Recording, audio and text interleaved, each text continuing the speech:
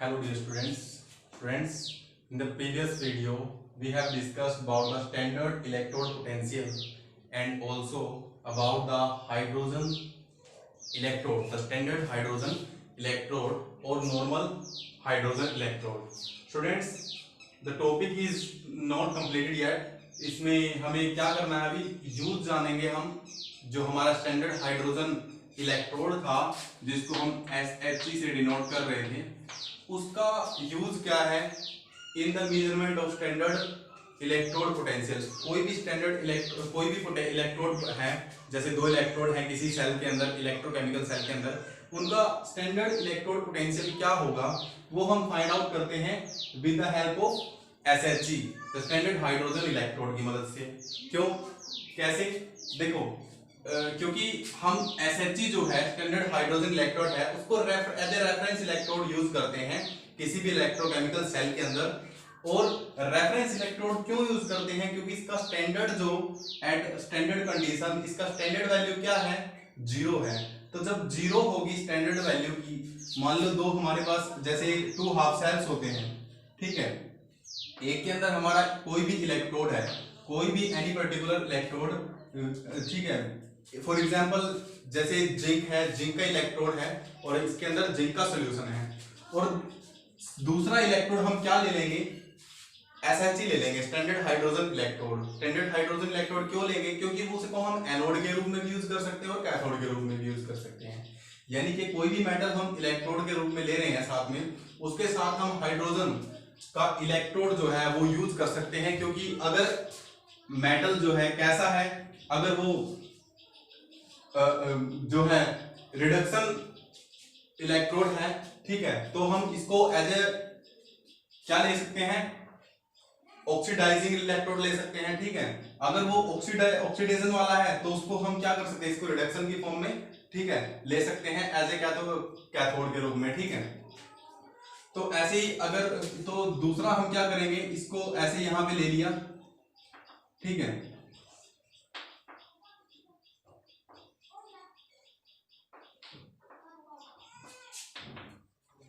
ठीक है,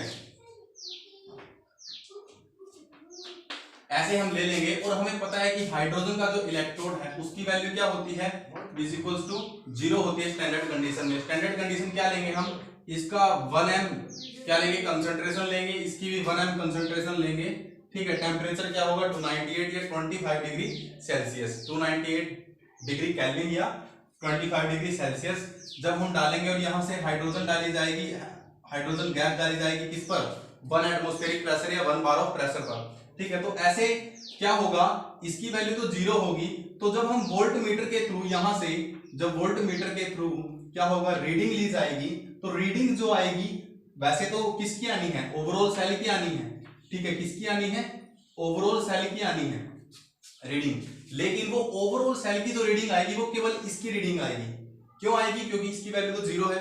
तो ऐसे स्टैंडर्ड हाइड्रोजन इलेक्ट्रोड का यूज करके हम कंप्लीट सेल का जो क्या होगा, पोटेंशियल होगा, उसके थ्रू हम निकाल सकते हैं किसका, किसी भी पर्टिकुलर इलेक्ट्रोड का, किसी भी पर्टिकुलर इलेक्ट्रोड का स्टैंडर्ड इलेक्ट्रोड पोटेंशियल हम फाइंड आउट कर सकते हैं, ठीक है। कैसे करेंगे, एग्जांपल से समझते हैं।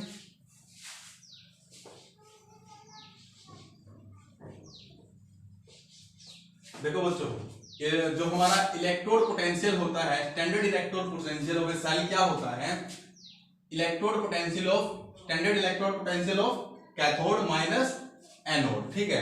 कैथोड के इलेक्ट्रोड पोटेंशियल में से एनोड का जो इलेक्ट्रोड पोटेंशियल है उसको माइनस करके ये जनरल कंडीशन होती है जो जिससे हम सेल का जो है इलेक्ट्रोड पोटेंशियल जो है फाइंड आउट करते हैं, ठीक है।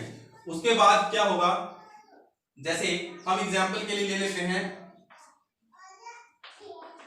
कौन सा, डेनियल सेल ले लेते हैं, ठीक है, क्या लेते हैं, डेनियल सेल ले लेते हैं। इसके अंदर क्या होता है, हमें पता है जिंक और कॉपर सेल भी बोला जाता है इसको, ठीक है, जिंक एंड कॉपर सेल भी बोला जाता है इसको, ठीक है। यानी कि इसके अंदर जिंक का ही इलेक्ट्रोड, जिंक और कॉपर के इलेक्ट्रोड्स और उन्हीं के रिस्पेक्टिव सॉल्यूशंस, ठीक है, आयंस का सॉल्यूशंस, ठीक है, लिए जाते हैं इसके अंदर। अब इसके अंदर हम कैसे फाइंड आउट करेंगे, एक बार जिंक को जो है, जिंक के साथ क्या करेंगे हम, जैसे जिंक किसका काम करता है, एनोड का काम करता है। जिंक की मेटल जो है, जिंक का इलेक्ट्रोड किसका काम करता है, एनोड का। तो जिंक के साथ कैथोड रखेंगे हम किसको, SHG को, यानी कि स्टैंडर्ड हाइड्रोजन इलेक्ट्रोड को।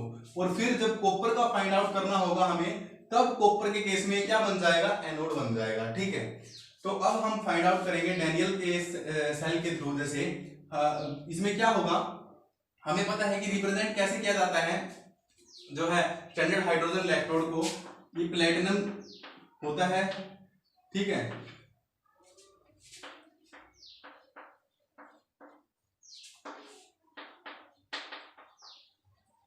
ऐसे करके हम जो है शो करते हैं इसको। ठीक है, ऐसे लिखा जाता है किसको, ऐसे रिप्रेजेंट किया जाता है किसको, स्टैंडर्ड हाइड्रोजन इलेक्ट्रोड को। ठीक है, अब क्या होगा, जब इस डैनियल सेल के अंदर जब इसको यूज किया जाएगा, तब कैसे आएगा, तब इसके साथ में आएगा जिंक भी। क्या आएगा, जिंक के साथ आएगा। तब कैसे आएगा, जिंक वाले इलेक्ट्रोड को हम कैसे रिप्रेजेंट कर रहे हैं, जिंक वाले इलेक्ट्रोड को हम कैसे रिप्रेजेंट कर रहे हैं, जिंक सॉलिड जो है किसमें कन्वर्ट हो रहा है, किसमें कन्वर्ट हो रहा है, जिंक 2 पॉजिटिव 2 इलेक्ट्रॉन्स ये रिलीज करता है, लूज करता है, और क्या बना देता है, एक्वस सॉल्यूशन बना देता है अपने आयंस का। ठीक है, तो ऐसे हम जो है इसका भी 1m जो है क्या लेंगे, कंसंट्रेशन लेंगे। ठीक है, ऐसे क्या होगा, ये किसका काम करेगा, यहाँ पे जिंक वाले केस में किसका काम करेगा, ये करेगा हाइड्रोजन जो इलेक्ट्रोड है, स्टैंडर्ड हाइड्रोजन इलेक्ट्रोड, कैथोड का काम करेगा, क्योंकि जिंक क्या करेगा, एनोड का काम करेगा। ठीक है, डैनियल सेल के अंदर हमें पता है। तो अब क्या होगा, जो इनोड सेल आएगा, इनोड सेल आएगा, वो क्या होगा, इसको हम ई राइट माइनस ई लेफ्ट भी लिख सकते हैं। ई node right minus E node left भी हम इसको लिख सकते हैं। ठीक है, E node right minus E node left भी हम लिख सकते हैं। ठीक है, क्योंकि राइट साइड में क्या होते हैं, राइट साइड में कैथोड होता है और लेफ्ट साइड में एनोड लेते हैं। ठीक है, तो अब क्या करेंगे हम, इसको E cell is equal to किसके आएगा, E naught R minus E naught L के इक्वल आएगा।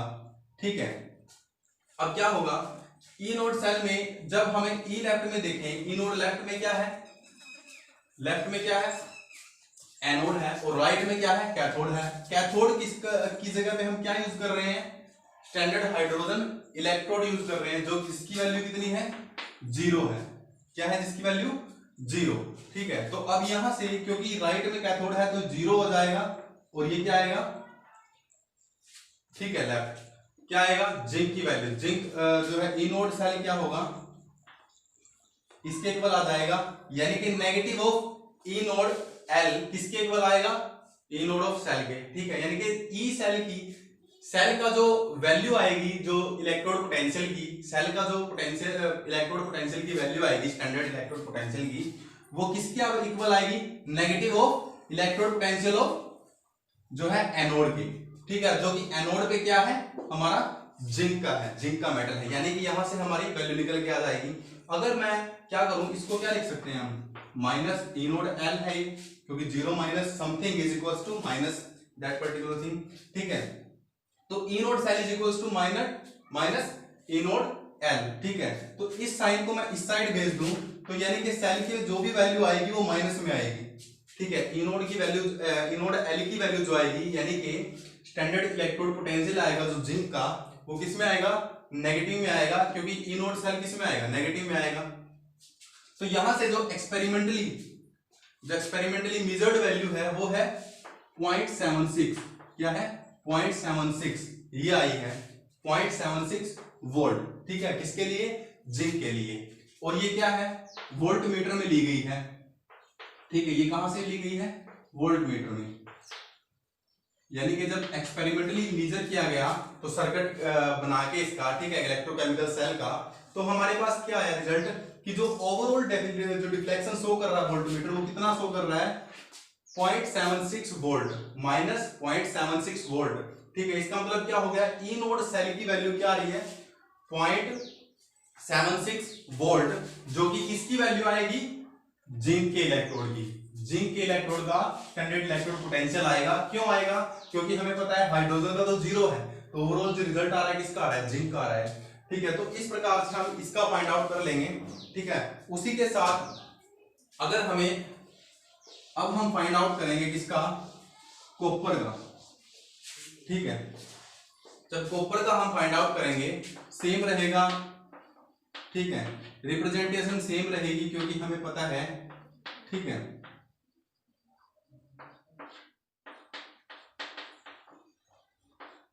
रिप्रेजेंटेशन तो सेम रहेगी,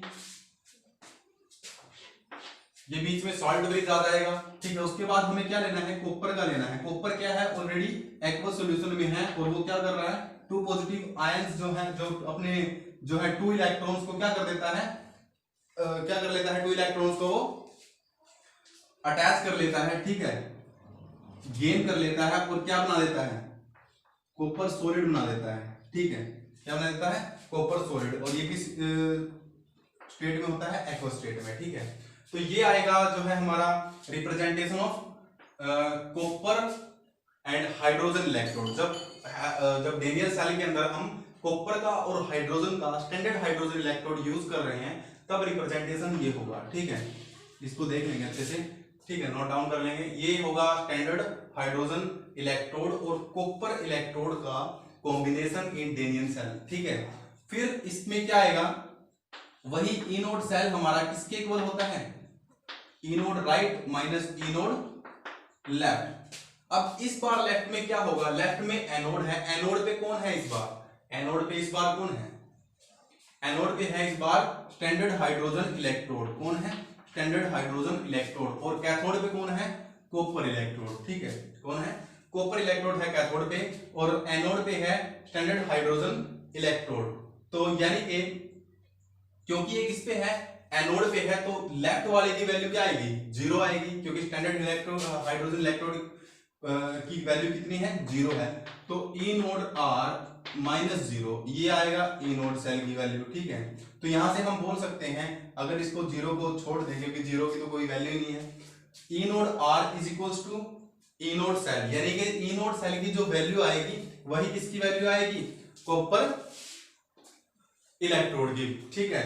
तो यानी कि सेल का कंप्लीट सेल का जो इलेक्ट्रोड पोटेंशियल होगा that will be equal to the electrode potential of copper, ठीक है, जो कि एक्सपेरिमेंटली मेजर किया गया, किसके इक्वल आया, एक्सपेरिमेंटली जब मेजर किया गया 0.34 के, किसके 0.34 के इक्वल आया, 0.3 वोल्ट मीटर से, ठीक है, किससे, वोल्ट मीटर से जब मेजर किया गया। तो इससे क्या निकल के आया हमारा कि कॉपर का जो आया वो कितना आया, 0.34 वोल्ट, और जो जिंक का कितना आया था, माइनस 0.76 वोल्ट, ठीक है। तो ऐसे हम क्या कर लेंगे, इनका इलेक्ट्रोड पोटेंशियल जो है निकाल सकते हैं, डिटरमाइन कर सकते हैं using the standard hydrogen electrode, ठीक है। तो बच्चों ये यूज है स्टैंडर्ड हाइड्रोजन इलेक्ट्रोड का, किसी भी सेल के अंदर जो वेरियस इलेक्ट्रोड्स हैं उनका हम कैसे फाइंड आउट कर सकते हैं, इलेक्ट्रोड पोटेंशियल, ठीक है। इस तरह से हम क्या करेंगे, एक बार क्योंकि स्टैंडर्ड हाइड्रोजन इलेक्ट्रोड जो है वो एज अ एनोड भी यूज हो सकता है और एज अ कैथोड भी यूज हो सकता है। और यहाँ पे 2 पॉइंट्स हैं जो मेंशन करने जा रहा हूं।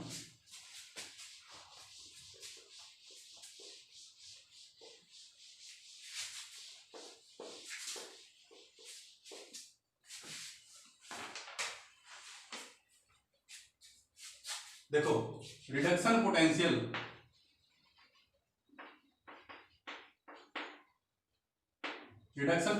अगर पॉजिटिव आ रहा है, ठीक है, अगर हमारा रिडक्शन पोटेंशियल पॉजिटिव आ रहा है, और दूसरा केस है अगर रिडक्शन पोटेंशियल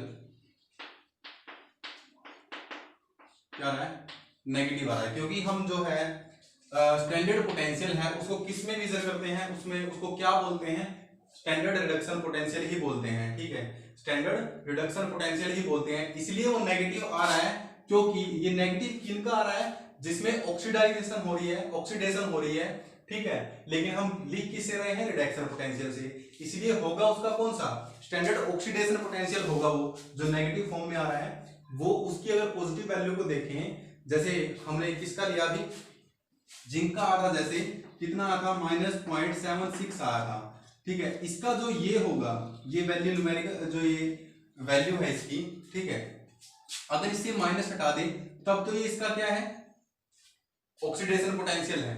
अगर इससे आगे माइनस है तो इसका मतलब ये इसका रिडक्शन पोटेंशियल है। ठीक है, क्योंकि उसके अंदर क्या हो रही थी, जिंक के अंदर क्या हो रही थी, ऑक्सीडेशन हो रही थी। ठीक है, और कॉपर के अंदर क्या हो रही थी, रिडक्शन हो रही थी। इसलिए उसका क्या आया था, 0.34 जो है पॉजिटिव वैल्यू आई थी, क्योंकि उसके अंदर रिडक्शन हो रही थी और रिडक्शन पोटेंशियल ही उसका था वो। ठीक है, अगर उसका ऑक्सीडेशन पोटेंशियल अगर जाना जाए तो उसके सामने सिंपली नेगेटिव साइन डाल दो, ये उसका ऑक्सीडेशन पोटेंशियल होगा। हमें क्या करना होगा, सिंपल एक वैल्यू याद करनी होगी, उससे हम अगर रिडक्शन वाली वैल्यू हमने याद कर ली तो हम ऑटोमेटिकली ऑक्सीडेशन वाली वैल्यू फाइंड आउट कर सकते हैं। कैसे, सिंपली हमें साइन चेंज करना होगा, अगर पाई प्लस है तो माइनस, अगर माइनस है तो प्लस कर देना है, ऐसे हम निकाल सकते हैं। ठीक है,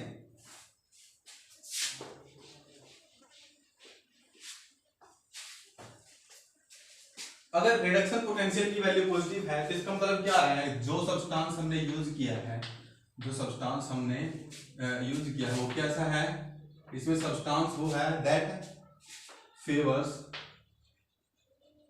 रिडक्शन। ठीक है, अगर रिडक्शन पोटेंशियल जो है नेगेटिव आ रहा है तो इसका मतलब क्या है, सब्सटेंस कैसा है, सब्सटेंस कौन सा है, सब्सटेंस दैट अपोजेस रिडक्शन। ठीक है, इसका मतलब क्या है नेगेटिव का, कि अगर स्टैंडर्ड जो रिडक्शन पोटेंशियल है वो नेगेटिव आ रहा है तो इसका मतलब क्या है, सब्सटेंस कैसा है, अपोज करने वाला है रिडक्शन को। इसका मतलब वो कैसा है, ऑक्सीडेशन करने वाला। ठीक है, यानी कि अच्छा एक कैसा है, वो रिड्यूसिंग एजेंट है जिसके अंदर क्या हो रही है, ऑक्सीडेशन हो रही है। ठीक है, और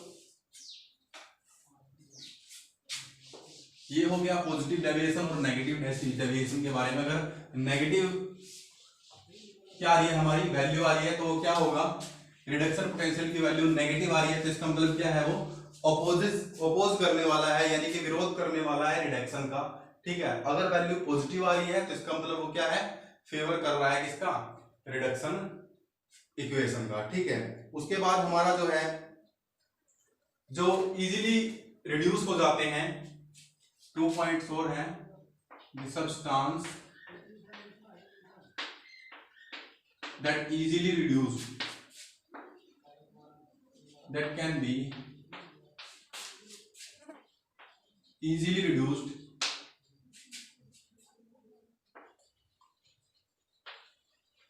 are कैसे होंगे, वो गुड ऑक्सीडाइजिंग एजेंट। कैसे होंगे, गुड ऑक्सीडाइजिंग एजेंट। ठीक है, मैं शॉर्ट फॉर्म लिख रहा हूं। ठीक है, अगर और substance, the substance that can be easily oxidized, वो कैसे होंगे, आर गुड, कैसे, ऑक्सीडाइजिंग एजेंट होंगे या रिड्यूसिंग एजेंट, कैसे होंगे, रिड्यूसिंग एजेंट। ठीक है,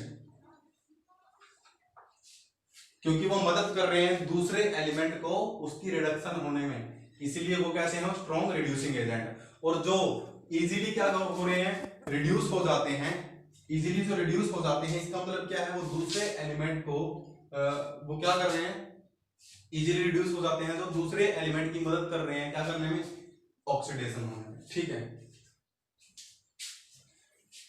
तो ये था हमारा जो है मेजरमेंट कैसे करते हैं स्टैंडर्ड इलेक्ट्रोड की। इसके बाद एक इंपॉर्टेंट पॉइंट है इलेक्ट्रोकेमिकल इलेक्ट्रोकेमिकल सीरीज, जो है इलेक्ट्रोकेमिकल सीरीज, इसमें कुछ नहीं है, ये एक सीरीज है एलिमेंट्स की। हमारा नेक्स्ट टॉपिक जो है इलेक्ट्रोकेमिकल सीरीज।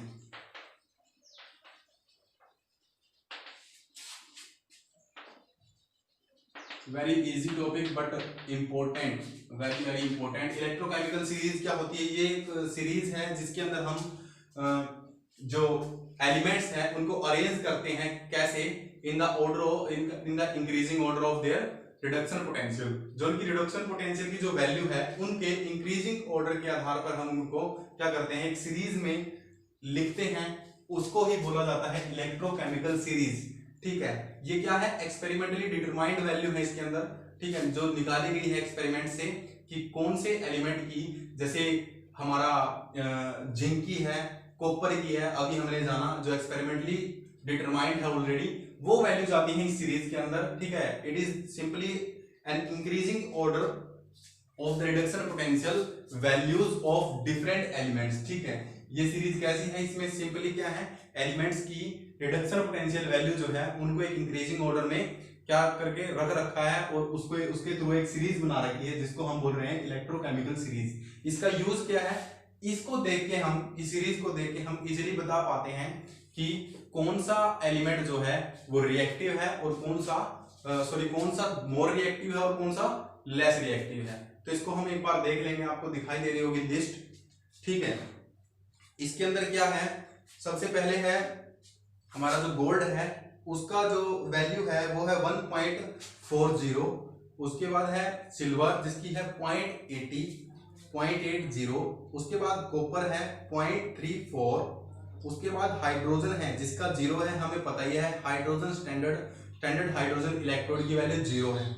उसके बाद लेड है जिसकी -0.13 इसकी रिडक्शन वैल्यू है, रिडक्शन पोटेंशियल वैल्यू है, ठीक है। अभी जो मैं पढ़ रहा हूं ये रिडक्शन पोटेंशियल वैल्यू है, अगर नेगेटिव है इसका मतलब उसकी पॉजिटिव में क्या होगी, ऑक्सीडेशन वैल्यू, ठीक है, ऑक्सीडेशन पोटेंशियल वैल्यू, ठीक है। अगर पॉजिटिव में रिडक्शन पोटेंशियल वैल्यू है तो इसका मतलब नेगेटिव में उसकी ऑक्सीडेशन पोटेंशियल वैल्यू होगी, अगर नेगेटिव में रिडक्शन पोटेंशियल वैल्यू है तो पॉजिटिव में ऑक्सीडेशन पोटेंशियल वैल्यू होगी।